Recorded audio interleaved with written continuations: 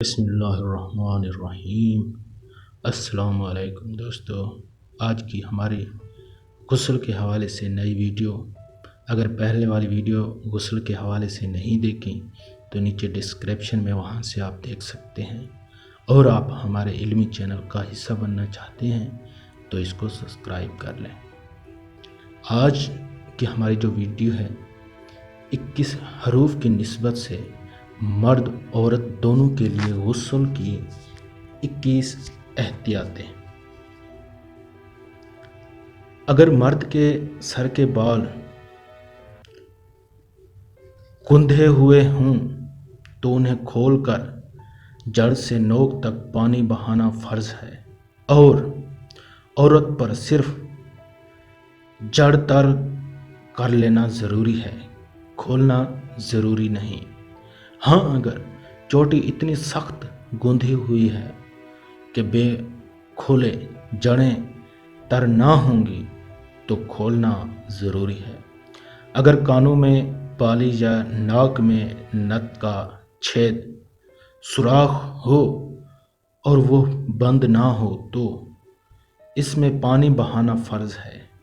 وضو میں صرف ناک کی نت کے چھید میں، اور غسل میں اگر کان اور ناک دونوں میں چھید ہوں تو دونوں میں پانی بہائیں۔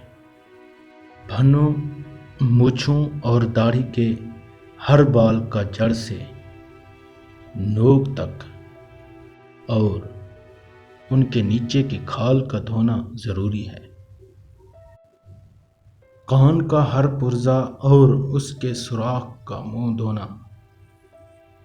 کانوں کے پیچھے کے بال ہٹا کر پانی بہائیں۔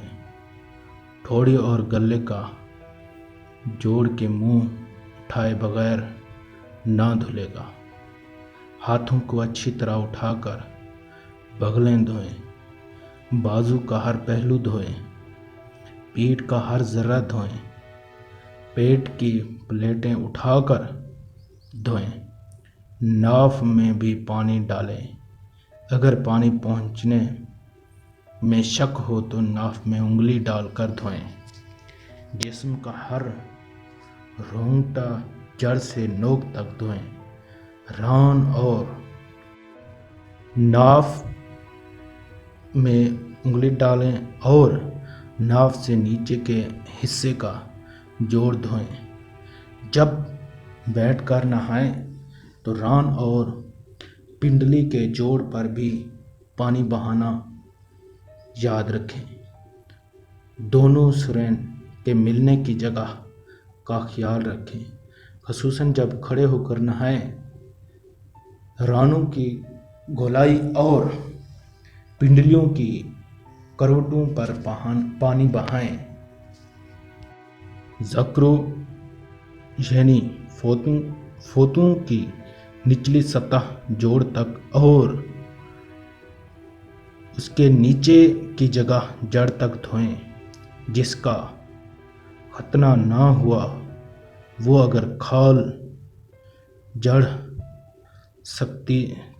سکتی ہو تو چڑھا کر دھوئیں اور کھال کے اندر پانی چڑھائیے۔